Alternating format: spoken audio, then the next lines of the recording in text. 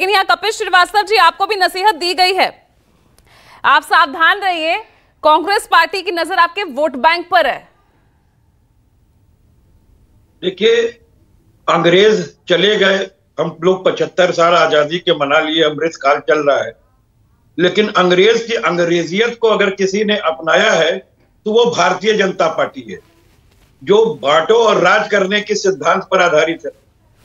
पर इनको आत्मनिरीक्षण स्वयं के कृत्य के लिए करना था, लेकिन ये तो दूसरों के लिए देख रहे थे, लानत खयानत दूसरी पार्टियों पे भेज रहे थे।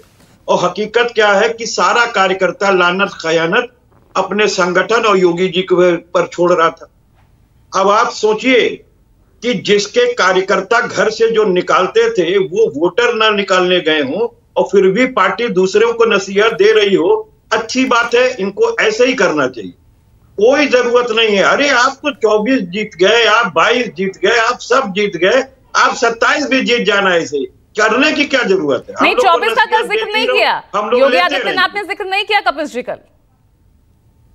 भाई देखिए, मैं बहुत सीधी सी बात कह रहा हूं कि इंडिया गठबंधन अपनी नीतियों की वजह से, अपनी विचारधारा और विजन की वजह से जीता, और हम लोगों ने ये नहीं नैरेटिव सेट किया कि संविधान बदलने ये जा रहे हैं, बल्कि इनके 3-4 जो सांसद थे उन्होंने स्वयं कहा है, क्या उनके मुंह में हम लोगों ने बोली डाल दी थी? तो इस बात को सोचना चाहिए कि संविधान बदलने की नीयत इनकी है और मौके मौके पे इन्होंने ये बातें अपनी कही हैं। और जहां तक आरक्षण की बात है, आरक्षण को समाप्त प्राय बना दिया गया है, क्योंकि जब आप सरकारी कंपनियां और संस्थाएं बेचते चले जाएंगे तो आप कहां आरक्षण देंगे?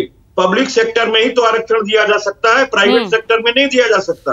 तो ये इनकी जो षड्यंत्र है, इसको पूरे देश ने समझ लिया है कि जब ये पूरी पब्लिक सेक्टर कंपनी को खत्म कर देंगे तो आरक्षण खत्म हो जाएगा।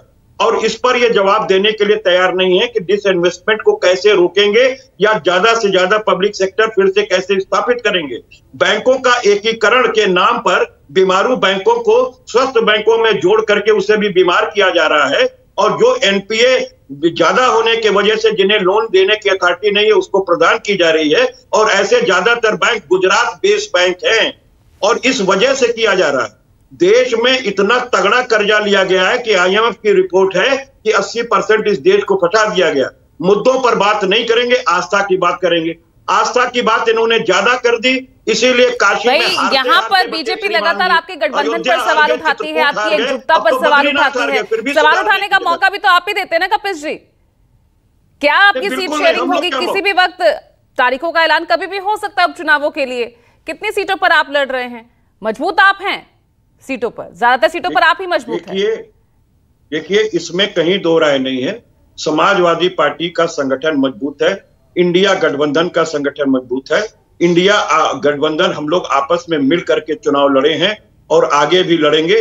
हम लोग एक साथ 10 सीट पर लड़ेंगे। मनीष हिंदवी साहब, भस्मासुर आप हैं, भस्मासुर आप हैं, ये कल कहा भूपेंद्र चौधरी ने।